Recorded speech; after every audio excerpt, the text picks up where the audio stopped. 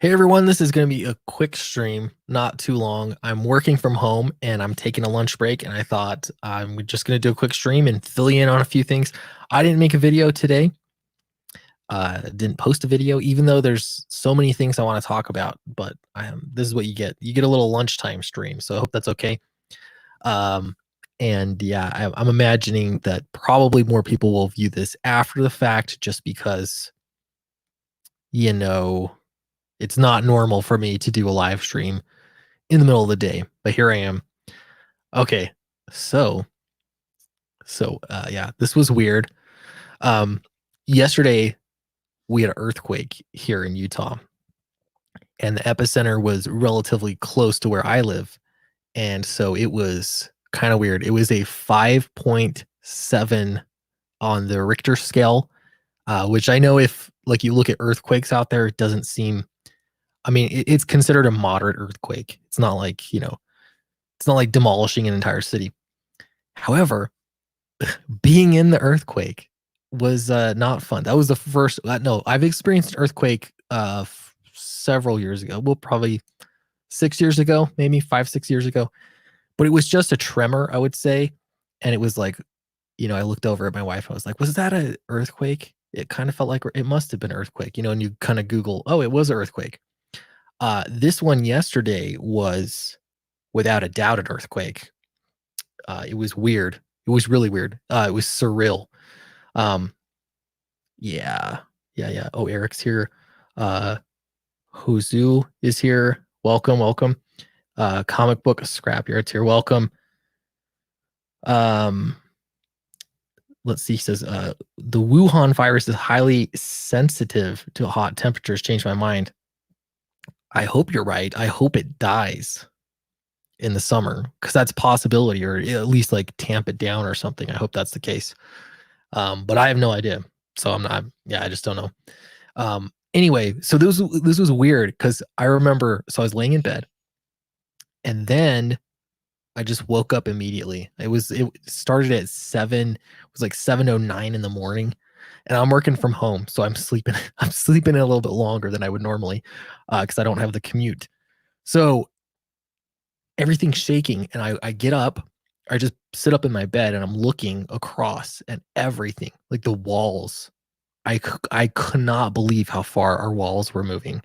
And we live in an old brick house, so it was just weird because I mean, that was one thing when we bought the house. I thought, I don't know if this thing would survive an earthquake. That's the only thing about this old brick house.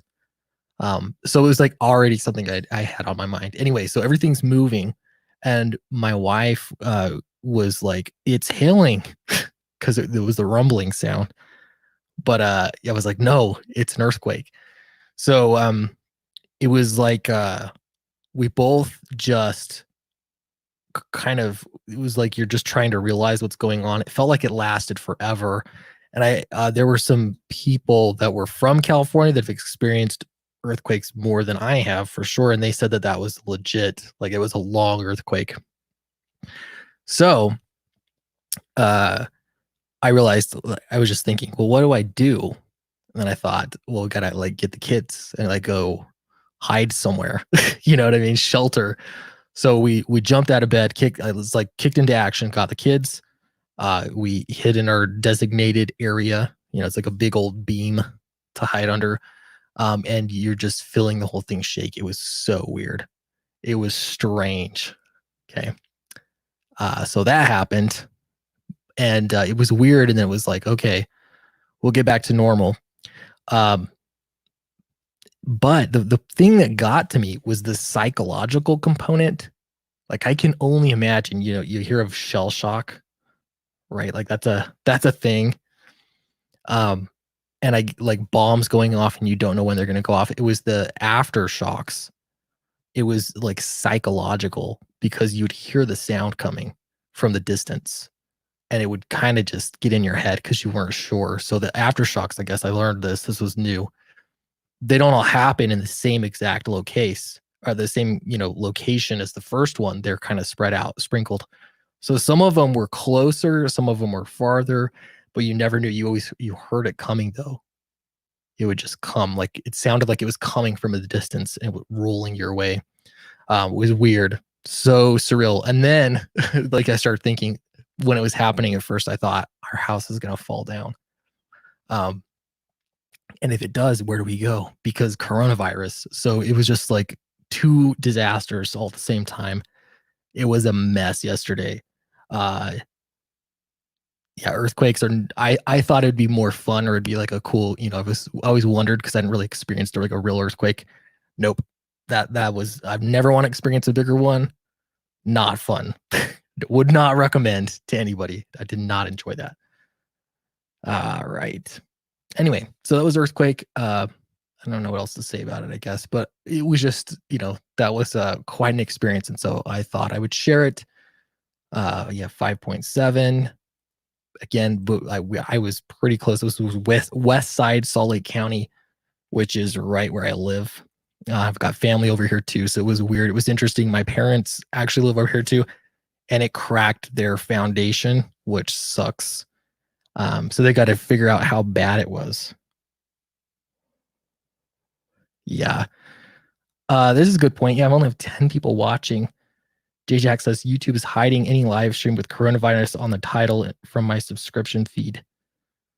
Yeah. I didn't even put coronavirus. What do I call this thing? This is let me see. Pandemic. It's because I put pandemic in the title, so it's gonna hide this sucker. Oh well. What do you do? I don't know. They're trying to hide misinformation or something. All right. There was an earthquake. It was the biggest one in Utah since 92, I think it said. 1992. Specific fault informations. There will be hundreds, if not thousands, of aftershocks. The last one I felt was early this morning, but it was pretty mild. And I guess there's been a ton that I just haven't felt. I did also last night. So here's the other thing. There's misinformation almost immediately going out. It was crazy. But once the whole earthquake happened and we calmed the kids down, again, they could not go to sleep last night. It was like shell shock because you were afraid that there was going to be a bigger one. Yeah. So the weird thing, not weird, this was terrible. Some people are terrible. And immediately people took to Facebook to post false information. And I don't know that much about earthquakes, but people were saying that there was a 45% chance of a large, like 9.0 earthquake happening within the next 2 hours. 45% chance. And so it was like, what do we do? And so it was just so stressful because it was obviously a lie. And I'm glad like the state had like the geologist or whatever, he explained it, and he had to go through all of these lies that were going around online. And I just think how terrible. People are terrible just to immediately in the wake of a disaster spread misinformation so that people panic. So that triggered a second wave of panic buying, and it was a mess. I went to the 7-Eleven last night, and their ceiling had fallen down. They got it all cleaned up and everything, but it was just bare ceiling. It was kind of crazy. Yeah. Anyway, so there's that. Again, this is not going to be a long stream. This came out today, and this was in my last video. I mentioned that Image Comics was going to start doing stuff. They're going to have some returnability, but now this is Eric Stevenson, publisher of Image Comics, basically asking the big two essentially to do something about the current situation in comics. And it has been kind of astounding how they haven't been saying anything. This is like, if you like comics and if you want comics to continue, it would be a good thing if there was a comic industry existing to support that. It seems like a necessary part of the whole equation. And so there hasn't been much from Marvel or DC. It's like they're just ignoring it, like it's just bad press or something. I mean, this is as far as the comic industry goes, this is existential crisis mode. All right. So Eric Stevenson did some member berries here at the top. Remember when? Let's see. He mentioned how hard it was to find comics and how hard it will be to find comics. In fact, impossible to find comics, single issue comics, especially without comic book shops. And then he was basically saying that things need to be done. So here is what they're doing already, what they've already decided to do. First, we're now making all new products on FOC for the next 60 days returnable through 518 FOC, and we are prepared to extend that as necessity dictates. Okay, so returnability in necessity might dictate permanently. That might be a good idea. All right. Second, he says we're canceling non-essential releases like second printings and reprints. What's the difference between a second printing and a reprint? Isn't that the same thing? Yeah, I don't know. Next one is we're offering suggestions to Diamond for ways to mitigate the impact of this crisis on retailers threatened by mandatory store closures. Yeah, that's tough when you're mandated by the government to close your store for a period of time. People keep thinking it's going to be 2 weeks. I hear this all the time. It's not going to be 2 weeks, guys. It's not going to be 2 weeks. All you have to do is look at what's going on in the rest of the world to see, how it impacts things. I think they can probably softly, like slowly, broaden things out once they flatten the curve. But I don't know. Just historically speaking, and all the other examples in other countries, there's no reason why the U.S. is just going to magically be different. It's going to be big. It's going to last a while. This economic downturn. All right. Yeah. So next one. And as of yesterday, we're looking at ways to reschedule and stagger the release of our comics, trade paperbacks, and graphic novels so that we're not pumping product into the marketplace at a time when retailers and consumers alike are dealing with financial struggle for an indeterminate amount of time. Excuse me. Yeah. Again, this is another idea. I already mentioned this, staggering releases. So you don't have all the releases coming out every month. You've got different titles. You let things breathe a little bit. You let the shelves breathe so they're not just clustered. And when I made a video criticizing, just lightly criticizing Comic Tom's approach to variant covers, my biggest complaint was that it was flooding the shelves. There's too many things, too many products, too many SKUs that are released at the same time. This is Image knows it too. It's funny that these opinions have become so inappropriate. Like, you can't have these opinions in the comic book industry because it means other political things, or it's all culture war stuff. But this is the reality, that there's a massive problem. It has been compounded because things are gonna get rough economically. Yeah, let's see. Sorry, I've been ignoring the chat a little bit. Razmaz, in my opinion, this whole year is going to be a great struggle for everybody. Yep, I agree.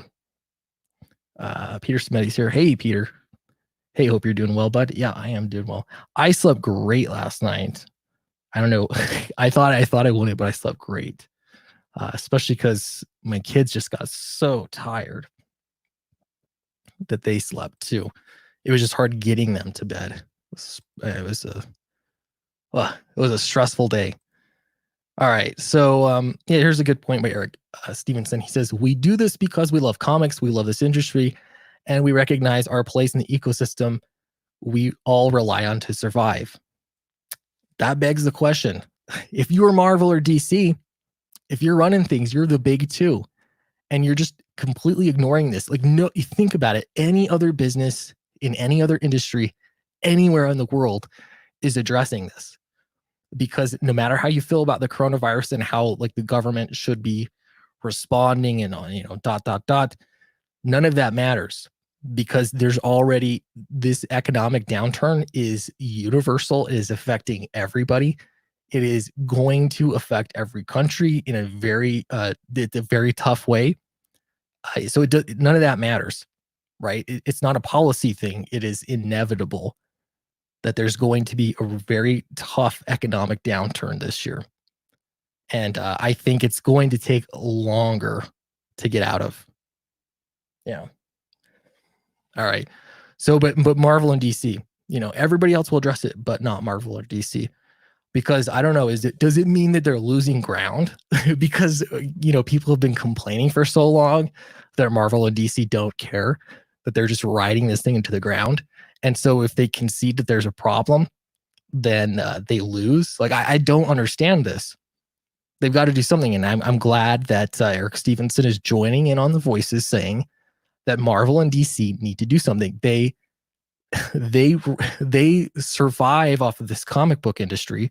I realize that they don't need to, and he points this out. Let's see. I understand that every publisher is not in this position of Image. Sorry, I got to start that again. I understand that not every publisher is in the position of Image is in when it comes to making these decisions. Image is not owned by a large corporation or beholden to stockholders. Wow. That was a burn. Regardless, this is a time where we all have to do our part. I know that for some of you, that means jumping through a lot of hoops. But if there was ever a time to do that, it is now. Yeah. But other big corporations, they're doing something. They're at least making statements, plans. But you don't even have a promise of a plan coming. Like nothing. I haven't seen anything yet. I don't get it. All right. So there you go. How's that for a quick stream? Love to know what you all think. Don't forget Downcast Rise and Fall is on Indiegogo right now. I'm interested to see over the next few months how Indiegogo does sales-wise and if you see a noticeable drop. So far, I haven't really noticed much. I'm just curious. Let's look. Let's see what comics they have. Oh, yeah, this was a surprise one. This one's from your boy, Zach, Pandemic. I don't know. How did he plan that he has one called Pandemic? Or do you think he just whipped this out real quick? I don't know. But he's at $11,000 right now. Cyberfrog, my goodness, it's going to hit 400,000 plus. There's still lots of time. That's been crazy. Here's another coronavirus. Is that a thing? Like you make, there's a coronavirus. I'm going to make a comic about it. Those are capybaras with face masks on, surgical masks. Interesting. Foreign agents at 30 grand. Nice. Congrats, Narwhal. So I don't know. Things are looking good still, as at face value. I think it's going to take some time though. Yeah. So we'll see how it goes. Thanks for watching. I think I'm gonna dip out and I'm gonna get back to work. Appreciate y'all watching. And let me see if anybody had any statements to make. Gotham City Comics says our Wednesday sales dropped 50% yesterday. Ouch. We're only doing phone/internet payments and our curbside pickup. We will see if we can keep it going. I hope so. I'm glad you're being proactive though, doing pickup stuff, do payments over the phone, anything you can do. I just think, I don't know, partially I'm thinking if the government is just saying straight up, you have to shutter your doors, you're done.